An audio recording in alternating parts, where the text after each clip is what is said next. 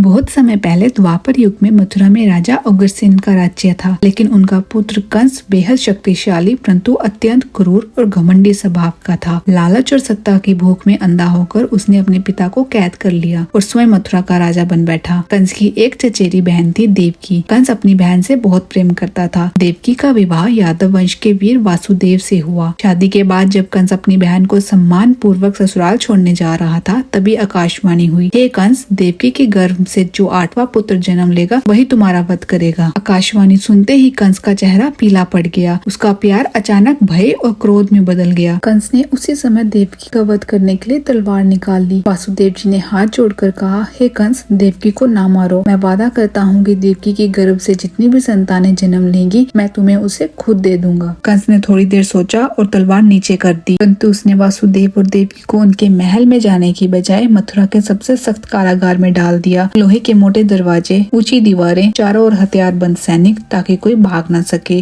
समय बीता। देवकी के एक एक करके 6 पुत्र हुए और वासुदेव जी ने अपना वचन निभाते हुए हर संतान को कंस को सौंप दिया। कंस ने बिना दया किए सभी को जन्म के तुरंत बाद पत्थर पर पटक कर मार डाला। फिर देवकी ने 2 और पुत्रों को जन्म दिया। 7वें गर्भ में बलराम जी का अवतार हुआ, जिसे योग माया ने रोहिणी के गर्भ में स्थानांतरित कर दिया। और फिर जन्म हुआ श्री कृष्ण का, जो कि देवकी माता की 8वीं संतान थी।